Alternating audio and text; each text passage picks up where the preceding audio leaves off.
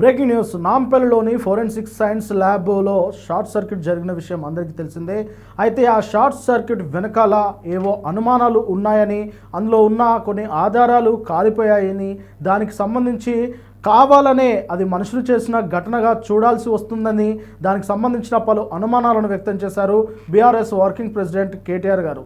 ముఖ్యంగా ఓటుకు నోటు కేసుకు సంబంధించిన కీలకమైన ఆధారాలు ఉన్న ఆ ఫోరెన్సిక్ ల్యాబ్లో షార్ట్ సర్క్యూట్ జరగడం ఏంటి, ఇది ఏమైనా ఎండాకాలమా, ఈ చలికాలంలో అసలు మంటలు ఎలా వ్యాపిస్తూ ఉన్నాయి, దీని వెనకాల ఏదో కుట్రకోరితం ఉన్నది అని చెప్పేసి, ఖచ్చితంగా కుట్రకోణమే ఉన్నదని చెప్పేసి బీఆర్ఎస్ శ్రేణులు సైతం ఆరోపణలు అయితే చేస్తూ ఉన్నారు.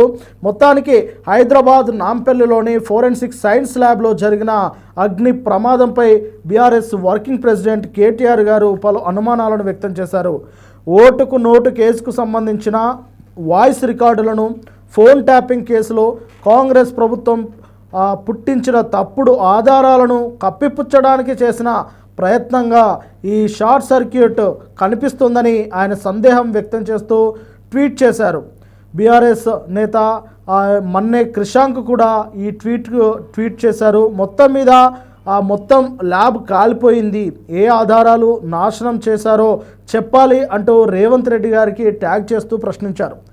నాంపల్లిలోని ఫోరెన్సిక్ సైన్స్ ల్యాబ్ శనివారం ఉదయం భారీ అగ్ని ప్రమాదం సంభవించిన విషయం అందరికీ తెలిసిందే. ల్యాబ్లోని మొదటి అంతస్తులో ఉన్న కంప్యూటర్ ల్యాబ్లో తొలుత మంటలు చెలరేగాయి. నిమిషాల వ్యవధిలోనే మంటలు భవనంలోని ఇతర ప్రాంతాలకు వ్యాప్తి చెందాయి.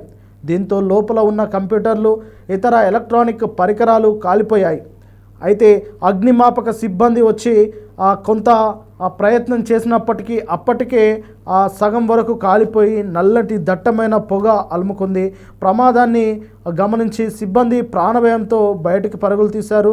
అయితే ఎవరికి ప్రాణాపాయం అయితే లేదు, కానీ అందరూ సురక్షితంగా బయటపడ్డారు. కానీ అందులో ఏ మేరకు ప్రమాదం జరిగింది అనేది ఇంకా పూర్తిగా పొగ అదంతా పోయిన తర్వాత తెలిసే అవకాశం కనిపిస్తూ ఉన్నది.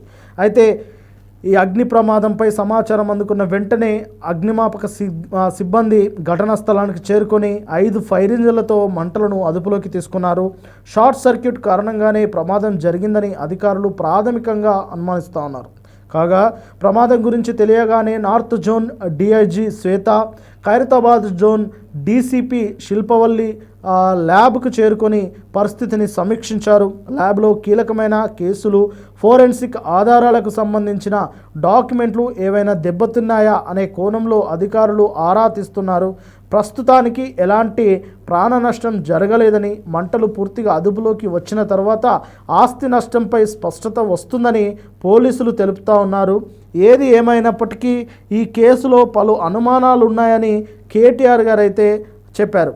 అయితే ఏ ఫైళ్ళు తగలబడ్డాయి, అసలు నిజంగానే ఫైళ్ళు తగలబడ్డాయా లేదా అనేది ఇక పోలీసులు అయితే మొత్తం అక్కడున్న దట్టమైన పొగ అదంతా పూర్తిగా అయిపోయిన తర్వాత చెప్పే ప్రయత్నం అయితే చేస్తారని వారైతే చెప్పారు.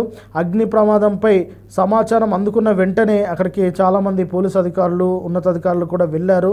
ప్రస్తుతం అక్కడైతే ప్రతి అంశం పైన వారు దర్యాప్తు చేస్తూ ఉన్నారు. మొత్తానికి ఈ షార్ట్ సర్క్యూట్ వల్లనే ఈ ప్రమాదం జరిగిందని వారైతే ఇప్పటివరకైతే చెబుతూ ఉన్నారు. దీనిపైన పూర్తి దర్యాప్తు చేసిన తర్వాత పూర్తి వివరాలు బయట పెడతామని చెప్పేసి డిఐజీ డీసీపీ గారు అయితే చెప్పారు.